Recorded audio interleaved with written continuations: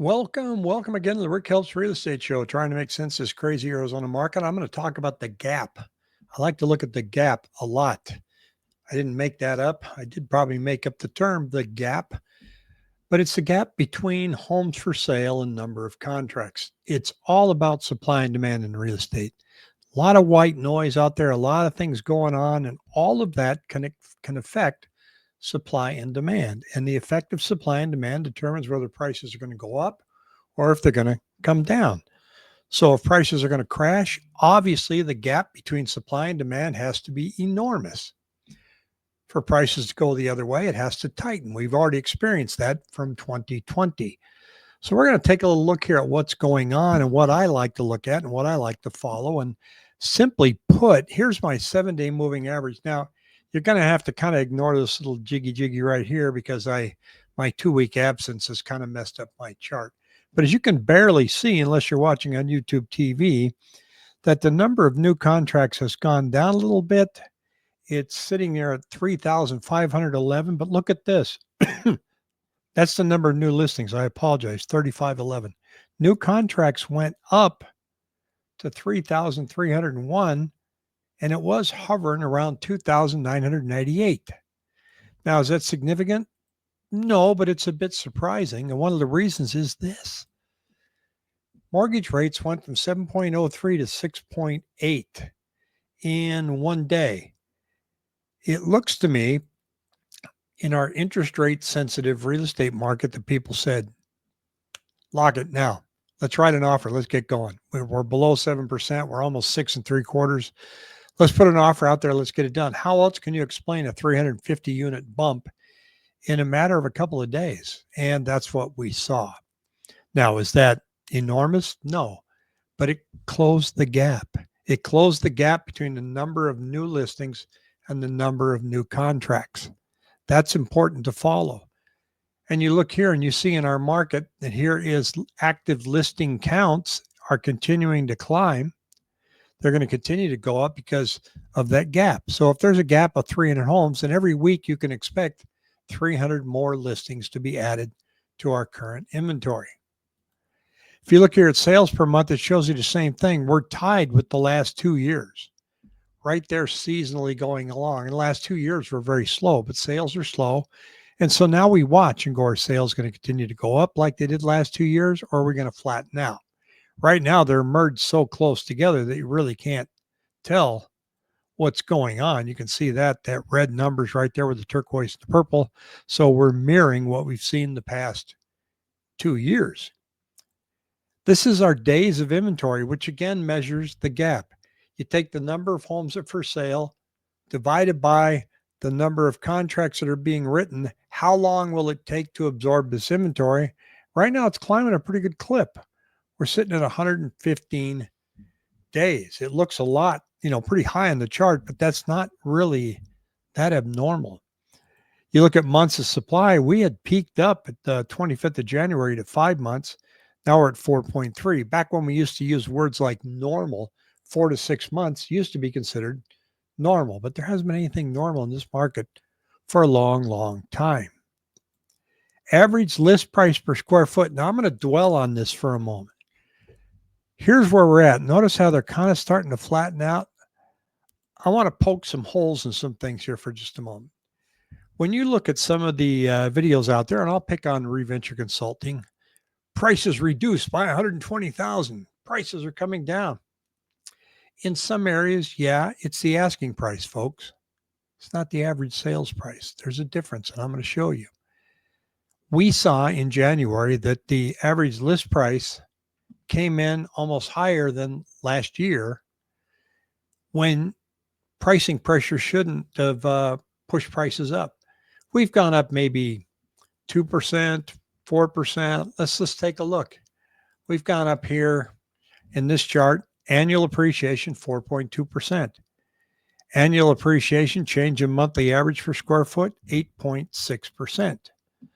So we've gone up only 4.2%. Yet, when you see some of the list pricing that's out there, they're pricing way beyond this. So when you see a price reduction come down That doesn't mean, oh, the wheels have fallen off the wagon, things are crashing. It means expectations are not being met. I'm going to get an example of one I saw this morning. I don't want to show it because it's an active listing, but let me just tell you the details. It's listed for $589,000. Pretty decent house. They bought it in 2023 for $523,000. It's a corporate relocation. They're moving. It looks like it's an Intel person moving from Chandler to Georgia. So they have to sell. And they're probably getting some incentives from the relocation company, from Intel itself, to kind of cushion the blow a little bit. But in 2 years' time, they've priced it at $523,000 where they bought it to $589,000. Well, if we just take $523,000 and we've averaged about 6% appreciation over the past 2 years, that doesn't put you at 589. It kind of puts you at 549. And for the first quarter of this year, it looks like annually we're projected to maybe drop 2%. So you can say, okay, we've gone up about 6%. We're going to go down about 2%. So let's just say that in the past 2 years, that 523,000, I'm going to add it up here, 523,000 times 0.0, let's see, what did I say, 4%? And up 6% to, 4%, 0.4 is 20,000. So they should be priced at about 560,000. That would be what I would call their base pricing based on where the market went. Now, if they're pulling back from that, then yes, average sales prices are coming down. But if they price way above that, then they pull it down. That doesn't mean that the market's changing. It means the reality of what's really going on has finally been met. So when you look at home prices, take that into consideration. Take a look at what they paid for it, when they paid for it, do some calculations, see if it's in that range. And then when you see these headlines that say massive price reductions, yeah, we're starting to see that. We're starting to see that people said, well, I kind of thought I could get that, and it doesn't look like I can, so I'm going to lower it. Now, in my community tab, I don't have enough votes yet to really pay attention to it, except to say that I asked 3 questions. If you're listed right now, tell me which bucket you fall into. I need to sell. I don't need to sell. I'm just trying to see if I can get my equity. Or the other one was, I can't even remember what the third one was. I'm going to look, but over 50% of you said, I'm just testing the market. That's why I think looking at our expired listings for April 1st is going to tell us what type of market we're in today. In other words, of the listings that we see out there now, how many of the listings that are out there are people just saying, I'm going to see what I'm going to get? And I'm thinking they signed 90-day listing agreements. If they did, they expire April 1st. The expired listings will spike April 1st. So my gut tells me it's going to happen. That's what I'm going to watch. So I think that's a number worth paying attention to. If it spikes, then guess what happens to the gap? Shrinks. What happens when the gap shrinks? There's no pricing pressure on the downside. If those listings don't expire, interest rates don't go lower, and sales drop or stay flat, the gap will grow. So it's all about the gap. Now, the other thing that's kind of hard to measure is new construction. And these are permits, single family permits year to date. Across the country, some areas of the country have a 10-month supply of new construction.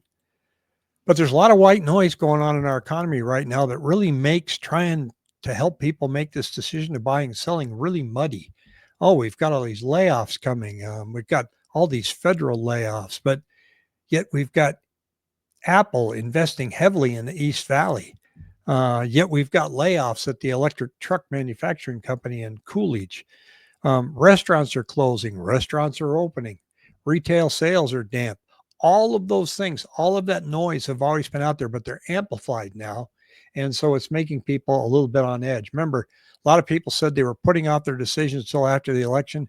Now we've had the election. They're more than putting off their decision. Now they're all sitting around and waiting, not sure what's going to happen. So that's going to affect the gap. So in all of the white noise that you and I see, just keep going back to that one number and saying, is it growing or is it shrinking? Simplify your research. I hope that helps. If you have any questions, shoot me an email at rick rickhelps.com. Take care.